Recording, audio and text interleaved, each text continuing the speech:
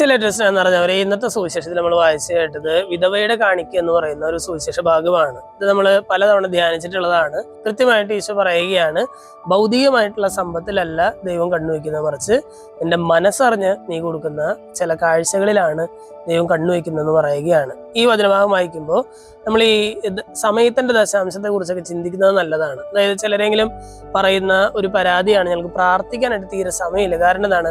ഭയങ്കര തിരക്കാണ് അല്ലെ, ഒരുപാട് തിരക്കുണ്ട്. വീട്ടിലെ ജോലികൾ നോക്കണം, പിന്നെ ഓഫീസിലെ ജോലികൾ നോക്കണം, കുട്ടികളുടെ കാര്യം നോക്കണം, അത് ചെയ്യണം, ഇത് ചെയ്യണം, ഒരുപാട് കാര്യങ്ങളുണ്ട്. അതിൻ്റെ ഇടയിൽ ഞങ്ങൾക്ക് പ്രാർത്ഥിക്കാനായിട്ട് വളരെ കുറച്ച് സമയം കിട്ടുന്നുള്ളൂ.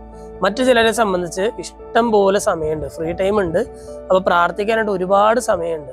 ഈ രണ്ട് കൂട്ടരെയും ദൈവം ഒരുപോലെ പരിഗണിക്കുമെന്ന് എനിക്ക് തോന്നുന്നില്ല. ഇന്നത്തെ സുവിശേഷത്തില് ഈ വിധവയായിട്ടുള്ള സ്ത്രീ വന്നിട്ട് 2 ചെമ്പ് നാണയങ്ങൾ ഇടുമ്പോൾ ഈശോ ആ 2 ചെമ്പ് നാണയങ്ങളെ ഏറ്റവും വലിയ സമ്പത്തായിട്ട്, ഏറ്റവും വലിയ കാഴ്ചയായിട്ട് ഈശോ പരിഗണിക്കുകയാണ് എന്ന് പറയുന്നത് പോലെ തന്നെ എനിക്ക് തോന്നുന്നു.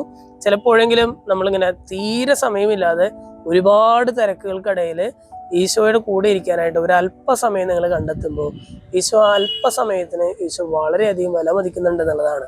ഇന്നത്തെ സുവിശേഷ ഭാഗം വായിച്ചു കഴിയുമ്പോൾ നമ്മുടെ ജീവിതത്തിലെ തിരക്കുകൾക്കിടയിൽ നിന്ന് പോലും ദൈവത്തോടൊപ്പമായിരിക്കാനായിട്ട് നമ്മൾ ഒരല്പസമയം കണ്ടെത്താനായിട്ട് നമുക്ക് പരിശ്രമിക്കാം. അതിനുള്ളൊരു കൃപയ്ക്കായിട്ട് നമുക്ക് പ്രാർത്ഥിക്കാം. ദൈവം നമ്മെല്ലാവരെയും സമൃദ്ധമായിട്ട് അനുഗ്രഹിക്കും.